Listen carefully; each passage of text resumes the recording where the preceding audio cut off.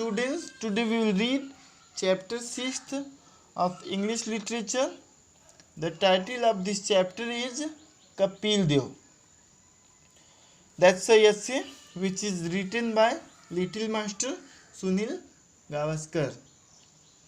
आप जानते होंगे ये पहले ऐसे इंडियन क्रिकेटर थे जिन्होंने भारत के लिए सबसे पहले 10,000 रन बनाने का रिकॉर्ड बनाया था।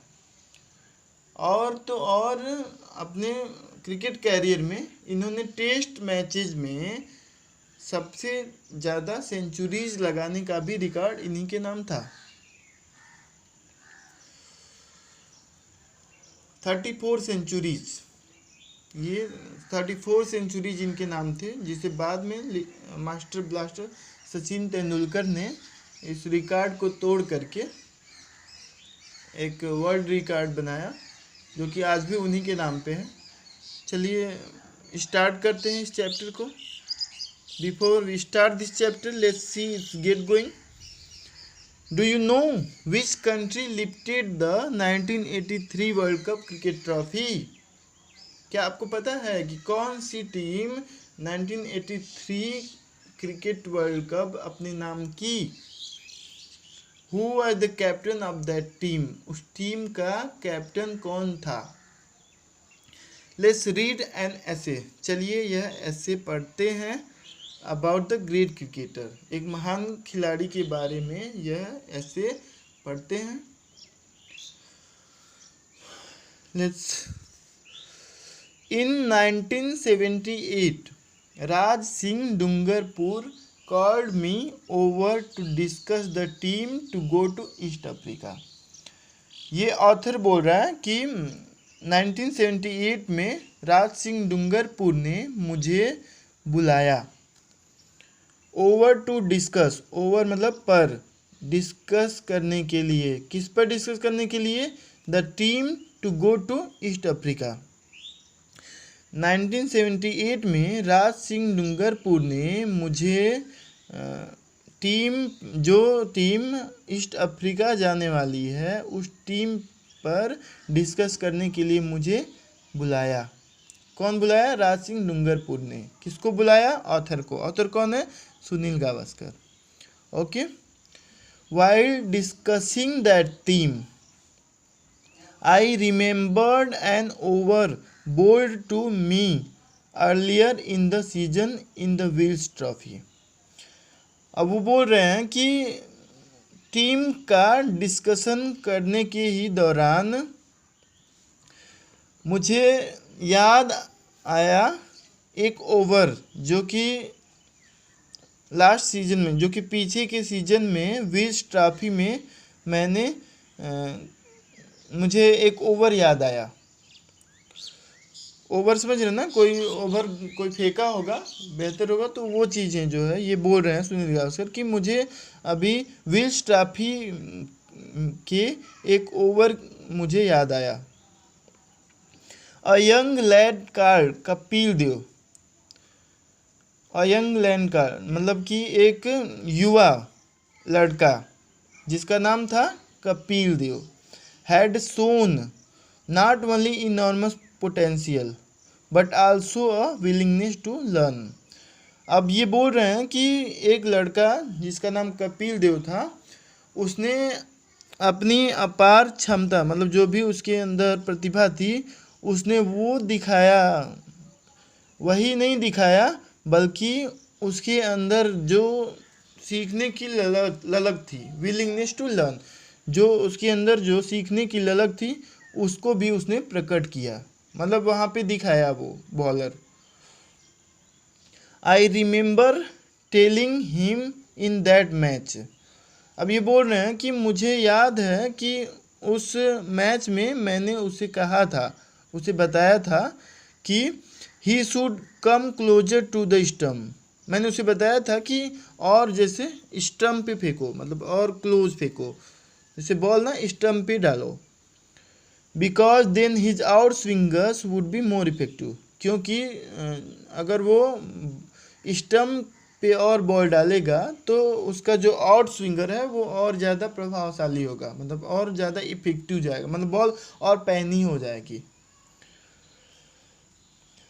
Mind you all that happened when we were playing against each other in the same match.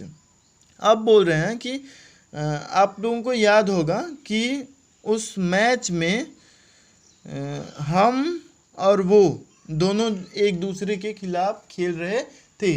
कौन? ये जो ऑथर हैं सुनील गावस्कर और ये कपिल देव, दोनों लोग एक दूसरे के खिलाफ उस मैच में खेल रहे थे।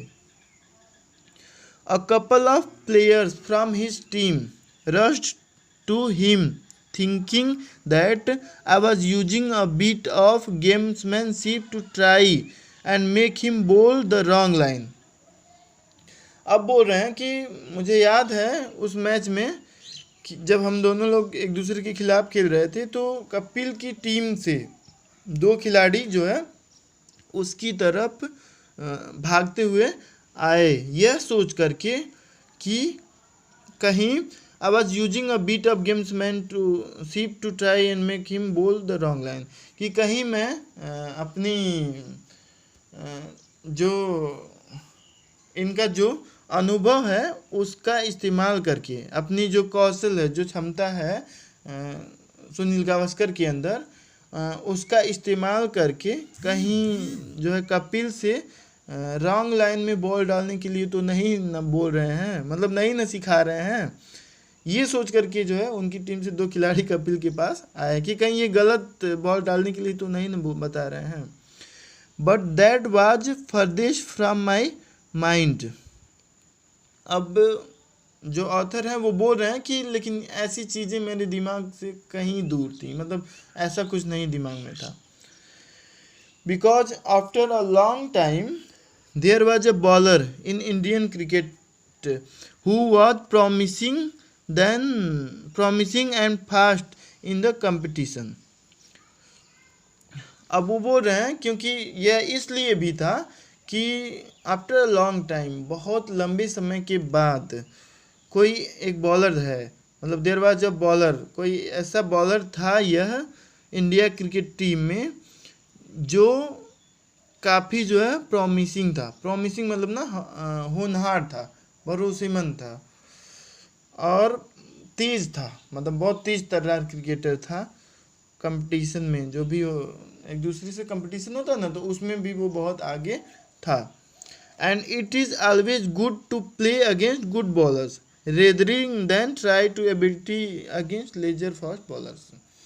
अब गावस्कर जी ये भी बोल रहे हैं कि यह हमेशा से अच्छा होता है कि एक स्लो फेंकने वाले बॉलर के साथ अपनी एबिलिटी आजमाने की बजाय एक फास्ट फेंकने वाले बॉलर के साथ खेलना हमेशा अच्छा होता है।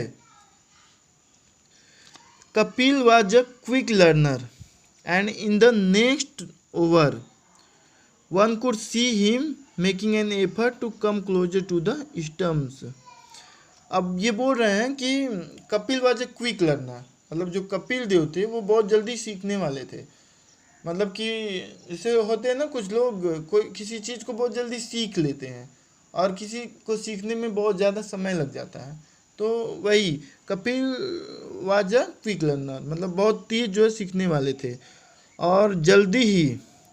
And in the next over, और अगले ही ओवर में उन्हें देखा गया, वन कुड सी हिम, मतलब कोई भी उन्हें देख सकता था, making an effort to come closer to the stump, उन्हें जो है स्टम्प पे फेंकते हुए मतलब देखा गया कि वो स्ट्रगल कर रहे हैं, मतलब वो फेंकने की कोशिश कर रहे हैं स्टम्प पे ball. As soon as he got that right, और जल्दी ही वो मतलब सीख गए कि बॉल कहाँ डालनी है। It was apparent that he was going to be a force in cricket. यहीं से मतलब यहीं से यह स्पष्ट हो गया कि ये जो है, मतलब यह जो क्रिकेटर है एक क्रिकेट टीम में एक नया मतलब ताकत बनने जा रहा है। He bowled extremely well in that match, and with his bowling set us back a great deal and helped his team to win. अब गावस्कर जी बोल रहे हैं कि उसने उस मैच में बहुत ही अच्छी बॉलिंग की और उसकी इस बॉलिंग से ही हम काफ़ी पीछे हो गए। हम कौन? ये जो ऑथर हैं, क्योंकि ऑथर जो है विपक्ष टीम में थे ना, अपोनेंट थे वो, तो ये बोल रहे हैं कि हम लोग काफ़ी पीछे हो गए। वो उसने इतनी अच्छी बॉलिंग की कि हम लोग बहुत पीछे हो गए और उसकी इस बॉलिंग से ही उसकी टीम जो है जीत गई, मतलब कि अपनी टीम को जिताने में मदद किया। His team was strong anyway and could have won in normal circumstances. वो बोल रहे हैं ना कि उनकी टीम जो है काफ़ी मजबूत थी। ये ऑथर बोल रहे हैं कि कपिल की जो टीम थी काफ़ी मजबूत थी, हर तरह से मजबूत थी और वो किसी भी परिस्थिति में जो है ये नॉर्मल परिस्थिति में वो मैच को जीत सकती थी। But it was a particularly memorable spell and give him a lot of prominence. देखिए, लेकिन बोल रहे हैं कि वो उसकी टीम जीत सकती थी, लेकिन यह जो स्पेल था, स्पेल ना, जैसे बॉलर अगर फेंकने आता है टेस्ट मैचेस में, हर मैचेस में स्पेल होता है। स्पेल का मतलब ना कि एक बार बॉलर आया 2-3 ओवर फेंका तो 3 ओवर का एक स्पेल हो गया, उसको किसी दूसरे बॉलर को लगाया जाता है, वो बॉलिंग करता है, समझ रहे हैं। फिर इसको बाद में फेंकवाया जाता है, मतलब पहले 5 ओवर के अंदर में फेंकवा दिया जाएगा, फिर लास्ट में 20 ओवर के बाद फेंकवाया जाता है, तो इस तरह का। तो वो स्पेल कह रहे हैं कि लेकिन वो जो यादगार स्पेल था give him a lot of prominence and brought him into national focus. वो बोल रहे हैं कि लेकिन वो जो उसका स्पेल था उसी से जो है उसे बहुत ज़्यादा प्रमुखता मिली, मतलब बहुत ज़्यादा ख्याति मिली और वो चमक गया, नेशनल फोकस में आ गया, मतलब सबकी नज़र में आ गया। This match was at the back of my mind. अब वो बोल रहे हैं कि यह मैच जो है मेरे दिमाग में था। When we sat to pick the team to go to east Africa, जब हम लोग बैठे टीम को सेलेक्ट करने के लिए अफ्रीका जाने के लिए, जो टीम जाने वाली थी ईस्ट अफ्रीका, उसको सेलेक्ट करने के लिए जब हम लोग बैठे तो ये जो मैच था पीछे का, ये इनके दिमाग में चल रहा था, याद था मतलब इनको। This was going to be a friendly tour and the team comprise experience test player. बोल रहे ना कि यह एक फ्रेंडली टूर होने वाला था और इस टीम में शामिल किया गया था एक्सपीरियंस टेस्ट प्लेयर्स, जो भी अनुभवी क्रिकेटर्स थे उनको जो है इस टीम में शामिल किया गया था। Those who were highly promising, जो कि काफ़ी भरोसेमंद थे, ऐसे खिलाड़ी थे जो काफ़ी अनुभवी थे और काफ़ी भरोसेमंद थे। We had included Pataudi, Vishwanath, Yajurvindra Singh and Eknath Solkar among test stalwarts, among the youngster were Kapil Dev and Suru नायक।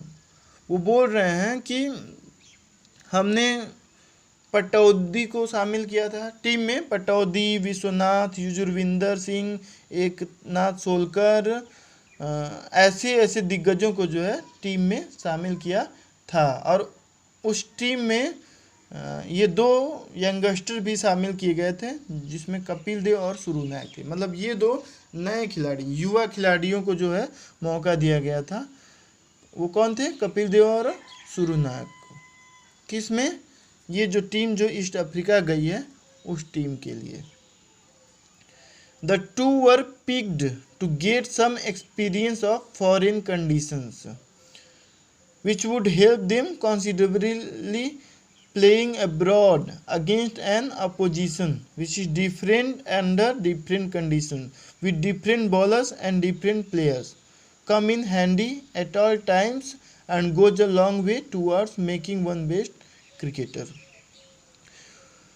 बोल रहे हैं कि इन दोनों खिलाड़ियों को इस टीम में शामिल किया गया था ताकि ये जो है विदेशी पिच पे कुछ अनुभव हासिल कर सकें, जो कि उन्हें विदेशी पिचों पे खेलने के बाद उन्हें काफ़ी मदद करेगा।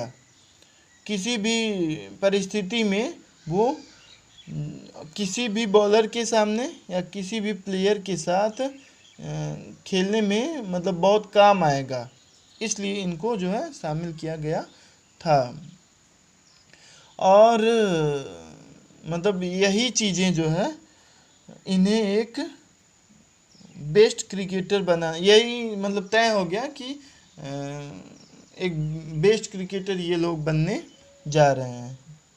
एक बेस्ट क्रिकेटर बनने के लिए मतलब एक विदेशी पिच पे अलग अलग बॉलर के साथ, अलग अलग प्लेयर के साथ और अलग अलग कंडीशन में खेलना बहुत ज़रूरी होता है। Kapil did well on this trip. He was not only the bowler who got us vital breakthrough, but also a magnificent batsman who hit many towering sixes and won the hearts of the East African cricket lovers. अब वो बोल रहे हैं कि कपिल ने उस trip पे बहुत अच्छा किया। उसने एक बॉलर के तौर पे ही नहीं, उसने एक बॉलर के तौर पे सिर्फ ब्रेक थ्रू ही नहीं दिलवाए है, बल्कि एक शानदार बैट्समैन के रूप में भी उसने बहुत लंबे लंबे जो है छक्के भी मारे और जो ईस्ट अफ्रीका के जो क्रिकेट प्रेमी थे उनका दिल जीता।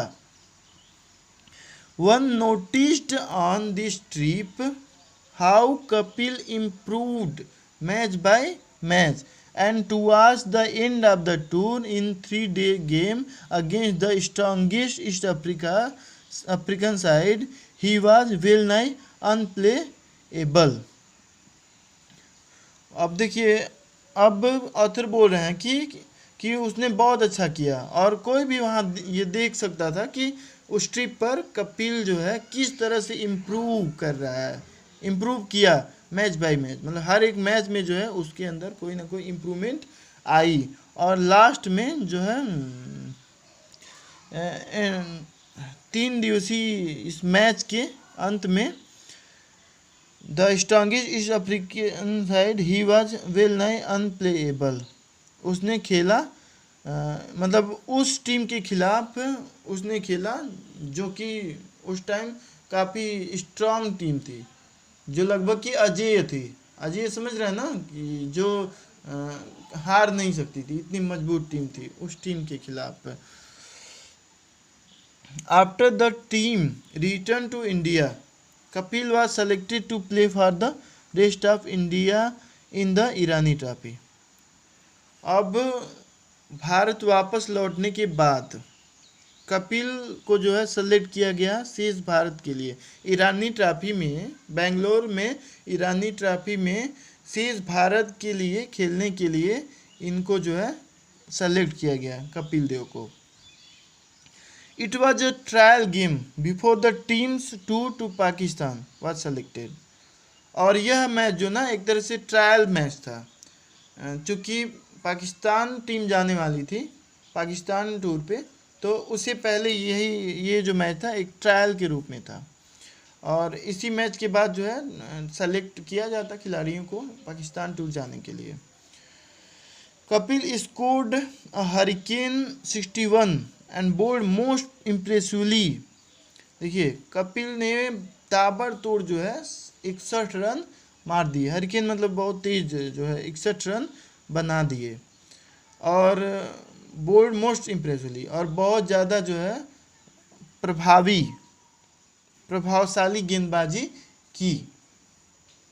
And thus found a berth for himself in the side to go to Pakistan, और इस तरह से उन्होंने पाकिस्तान जाने के लिए एक तरह से अपनी जगह पक्की कर ली, एक बर्थ जो है अपना पक्का कर लिया। बर्थ समझ रहे हैं, जैसे एक ट्रेन में बर्थ होता है ना, तो एक बर्थ जो है अपना बुक कर लिया, एक तरह से जगह अपनी पक्की कर ली।